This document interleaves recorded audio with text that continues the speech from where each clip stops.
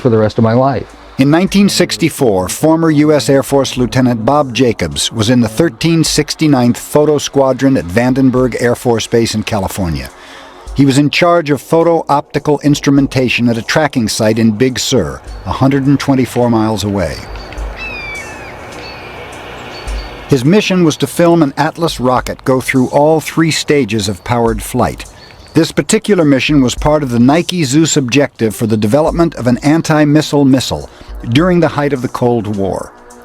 All cameras rolled as they heard liftoff from Vandenberg over their radio. 5, 4, 3, 2, 1.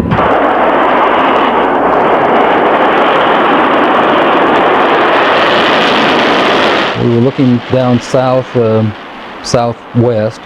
and the missile popped up through the fog. It was just beautiful. And our guys on our M45 tracking mount with 180-inch lenses on it got it. And sure enough, we could see all 3 stages of powered flight as they burned out and dropped away. And then, of course, to our naked eye, all we saw was a smoke trail going off into subspace. So we whooped and shouted and heard the film wrap off in the BU telescope, and figured, well, that was our first big deal, and we got it. Lieutenant Jacobs then took the cans of film down to Vandenberg to have them developed that night. The following morning, Jacobs was ordered to go immediately to the office of Major Florence J. Mansman, the ranking optical instrumentation officer in charge. I walked into his office, and they had a screen and a 16mm projector set up. There was a couch, and Major Mansman said, "Sit down," and there were 2 guys, as I recall, 2 guys in gray suits, civilian clothes, which was fairly unusual. And Major Mansman said, "Watch this," and turned on the film projector. And I watched the screen, and there was the launch from the day or 2 before at Big Sur. As the Atlas missile entered the frame, we could see the whole 3rd stage, which has 2 rocket nozzles like this and one in the center, a gimbaled one in the center, filling our frame from about 160 miles. That was pretty exciting optics. And then on that telescope, we could see the warhead, the dummy warhead. According to Jacobs, at this stage the rocket was traveling between 11 and 14,000 miles per hour when a saucer-shaped craft entered the frame. It flew into the frame like this, and it shot a beam of light at the warhead.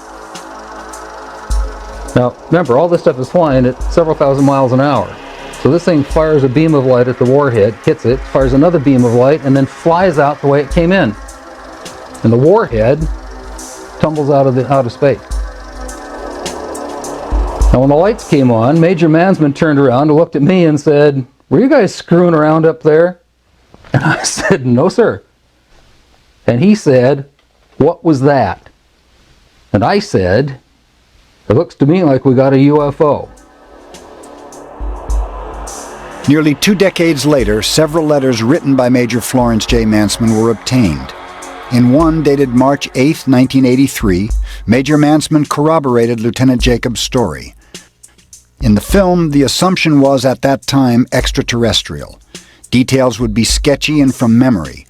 The shape was classic disc. The center seemed to be a raised bubble. Now Major Mansman said to me, after some discussion about it, he said, "You are never to speak of this again. As far as you're concerned, this never happened." In another letter, Major Mansman describes how 2 agents took the footage.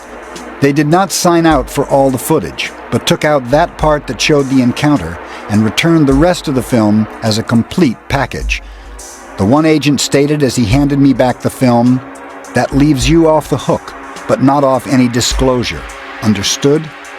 Naturally, my answer was, "Yes, sir." Major Mansman never saw it again, and as far as I'm concerned, or nobody else ever saw it again. Certainly not at Vandenberg. I'm certain that it left Vandenberg and went somewhere else.